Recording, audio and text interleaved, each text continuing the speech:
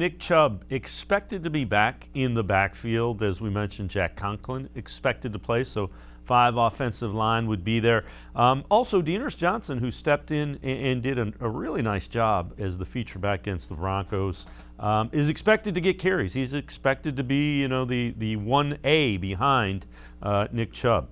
Kevin Stefanski and Nick Chubb talked about Dearness Johnson and just his role and how happy they are for Johnson.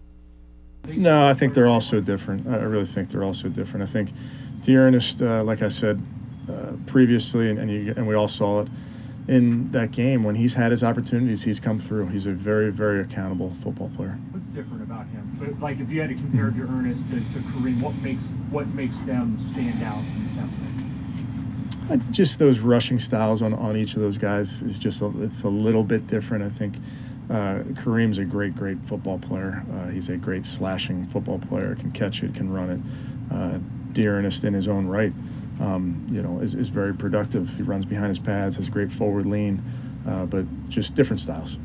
It's a story. I mean, he 3 years ago, he was fishing on the boat, trying to find some money and find some work, and now he's here on the Browns, and he had a great game. It's a story where he's come from, trusting the process, never giving up. I mean, he's just a lovable guy too. I mean, he's one of my best friends on the team, and it was fun watching him play.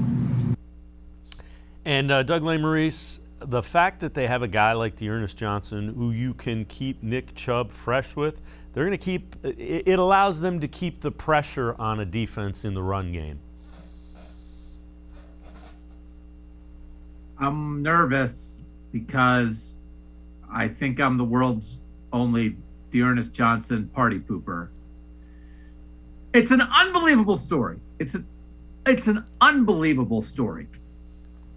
I think we might be I think we're all pushing the envelope a little bit.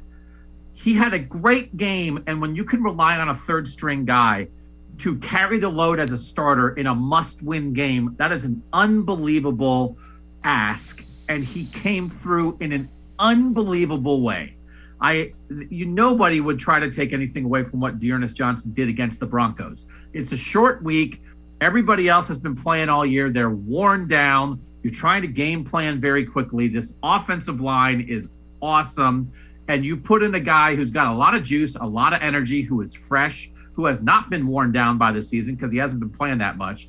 And he absolutely takes advantage of the situation. We know Nick Chubb is maybe not going to be 100% yet when he gets back to the Steelers. I mean, listen, Nick Chubb is Nick Chubb and Kareem Hunt is Kareem Hunt for a reason. Dearness Johnson's not as good as them. So I'm not expecting to see the same thing from Dearness Johnson when, it's a normal week. The Steelers are going to prep for him now. The Steelers are a better defense than the Broncos. The Broncos are not a very good football team. So the story of Dearness Johnson is undeniable. Like the football analysis of what he's going to do for the Browns going forward while Kareem Hunt is out, I think we might be expecting a little bit too much.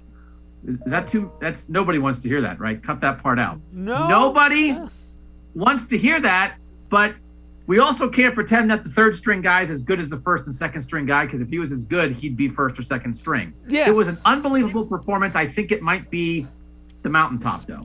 We'll see. I mean, the other time that he got the chance against the Cowboys was a full week, and he did well.